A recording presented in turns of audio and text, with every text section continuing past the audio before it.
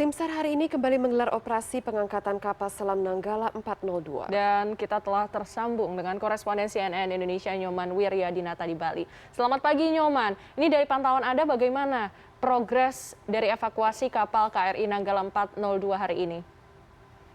Ya, Sarah dan Amel, memang proses pengangkatan hari ini belum mulai, artinya masih menunggu keputusan pemerintah. Apakah kapal selam ini atau Nanggala 402 ini akan diangkat dari dasar laut ataukah akan dibiarkan berada di posisi ditemukannya atau tenggelamnya kapal Nanggala 402 ini. Artinya tim gabungan yang mencari dan menyelamatkan anak buah kapal saat ini masih melakukan pemetaan, pencitraan 3 dimensi, termasuk juga visualisasi, baik dari udara, kemudian dari permukaan laut, termasuk juga dengan menerjunkan alat ROV milik dari angkatan, milik dari kapal Singapura, ship rescue milik Singapura. Artinya alat yang diterjunkan ini masih melakukan pencitraan 3 dimensi, memvisualisasi barang-barang atau serpihan yang berhasil divisualisasi, kemudian juga akan mengambil barang yang bisa diambil. Artinya kalau di hari Minggu bisa mendapatkan baju keselamatan awak kapal jenis MK-11 yang berhasil diangkat kemudian dibawa ke daratan.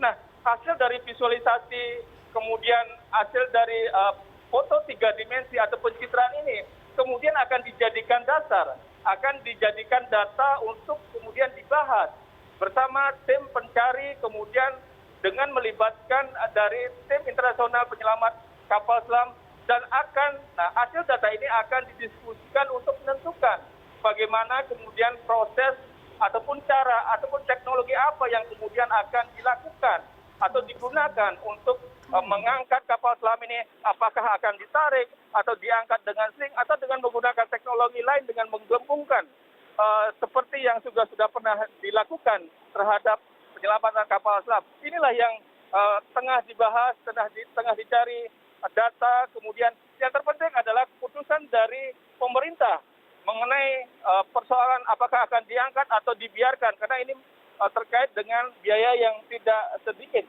Sebagai informasi saja, mengangkat kapal selam di lautan bisa saja dengan menggunakan biaya yang cukup besar, sekitar 100 juta dolar US, maksudnya 100 juta US dollar. Dan ini sangat besar sekali dan tentu akan dibicarakan dulu oleh pemerintah.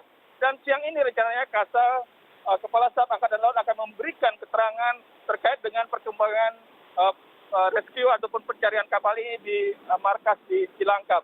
Kemudian kalau kita lihat proses pencarian, artinya tim SAR juga tetap melakukan pencarian menyisir di perairan. Artinya berharap ada benda-benda yang mengapung, kemudian ada juga berharap tentunya ada jenazah yang mengapung. Kalau kita lihat, biasanya kapal yang tenggelam, kalaupun orang ataupun awak buah kapal yang ada di dalamnya tidak terperangkap di dalam sebuah ruangan, maka dalam waktu 3 hari biasanya mayat akan terapung di perairan sehingga akan mudah diketahui. Nah, ini kemungkinan sudah lebih dari 3 hari, artinya anak buah kapal berada di dasar dan kemungkinan masih berada di dalam badan tekan kapal atau badan utama kapal. Dan ini yang nanti akan dibicarakan apakah ataupun menunggu putusan dari pemerintah.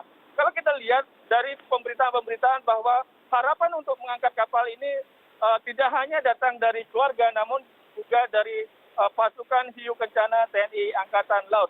Jadi mereka dan keluarga ingin agar kapal ini diangkat, termasuk juga kalau kita lihat pengangkatan kapal ini tidak hanya untuk menyelamatkan, artinya bisa mengetahui ataupun diinvestigasi lebih lanjut nanti mengenai proses ataupun terjadinya bencana ini, namun juga diharapkan kapal yang sudah berada di dasar laut ini juga tidak mengganggu arus lalu lintas yang ada di perairan utara Pulau Bali, Amel dan Sarah.